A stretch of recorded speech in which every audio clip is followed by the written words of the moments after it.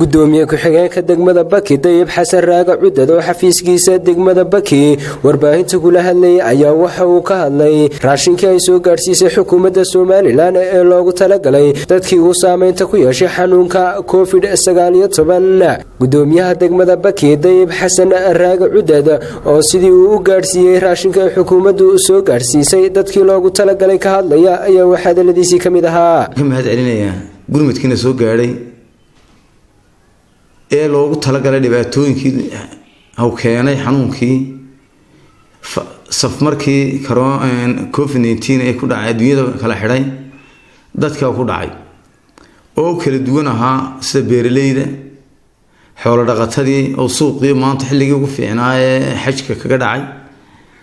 dadkii kale aan shaqo haynin arday iyo macallinba dhammaantood baa u dhibaateeyay sidaan ognahay taasi waxaan la qabnay waddanka ahayd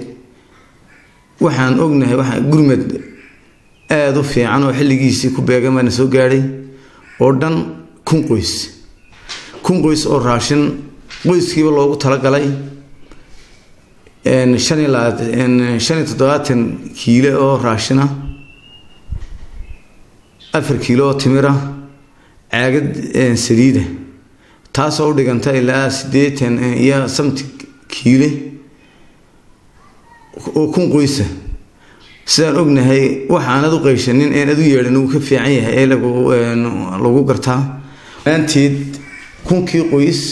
waxay noola mid tahay 1,000 qoys in ka badan waxaan u gaarsiinay sidii loo baahnaa waxayna gaadhay dadkii sidii loogu baahnaa oo transparada ayay u gaadhay sidaad ogtihiin dadka reer Baki wuxuu ka kooban yahay xoolo dhaqato beeraley iyo dad xoog muruqmaal ah waxaana isniri maadaama 1,000 qoys tahay magaalooyinka iyo dhibaatooyinka oo iska badan yihiin dadkiina una gaadhaynin waxaan u qorsheynay inaan ku wareejino tuulooyinkaas oo kala ah tuulooyinka baadiyaha ku yaala ee u badan xoolo dhaqatada saad ogtihiin waxaan ka bilownay meesha la yiraahdo qaybta galbeedka meesha la yiraahdo Xego Hungary Fadhixun Carrawareen iyo Carraweyn qaybta bariga waxaan ka bilownay Siimoodi Qardheele Xamar Toogeed Hadwanaag Cali Xayd Seemaal iyo boorka Gilgalow taasi ay macnaheedu tahay dadkii xoolo dhaqatada ahaa nin kasta uu garanayaa deegaamada kale ee beeraleyda ahaa marka hore geesta kale isagoo hadalkiisa sii wata gudoomiye ku-xigeenka degmada Baki Dayib Xasan Raaga Cudad ayaa waxa uu ka hadlay ayax fara badan oo 3 maalmood ee la soo dhaafay ku habsaday beeraleyda deegaankaasi kaasi oo soo gaarsiiyay khasaare aad u badan waxaana uu markale baaqo diray xukuumadda Soomaaliland waxaana uu ka codsaday in si degdeg ah loo soo gaadho waan ogtihiin oo waxa ka dambeeyay waxa Khamiistii iyo Jimcihii iyo Sabtidii nin beeraleydii rajeynayay inay sidii hore dhaamaan dhammaantood waxa afka saaray oo geed qallalan u diiday geed qoyan maanta u diiday ayaxi ma aha oo kaliya beeraleyda kuma dhicin waxaan safarkaygan maanta kaga soo galay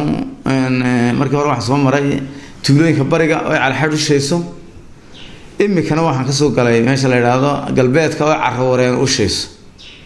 intaas dhammaanteed uu joogay ayaxo xoolihii waxay gooyaan maanta uu ka kiciyay geesta kale iyaguna waxa halkaasi ka hadlay qaar ka tirsan beeraleyda degmada Baki waxaana ay dhaliilo iswan u soo jeediyeen wasiirka wasaaradda horumarinta beeraha Soomaaliland kaasoo shirkii Khamiislaha ee toddobaadkan ku sheegay inuu ka soo faraxashay gobolada galbeedka Soomaaliland waxayna xukuumadda Soomaaliland ka codsadeen in si degdeg ah loo soo gaadho wasiirku wuxuu lahaa galbeedka waan ka soo faraxlan wasiirkaasi waxa la wuxuu og yahay ma jirto mala Itoobiya iyo Puntland buu wasiiriyaan malayna Soomaaliland markaa haday danaynayso ummadeeda galbeedka iyo barigaba gurmad degdeg ah soo qaadaan leenahay waxaan eegageeda ay xabad ka muuqdaan dad baa maanta oo dhan ciid daadinayay dabka la gubayay dhulka wad arkaysan in la gubay jaradii waa la gubay runtii waa masiibo ku habsatay Sakariya Cabdi Shakhfaar Sakariya Saxane telefishinka caalamiga Horyal TV magaalada Boorama.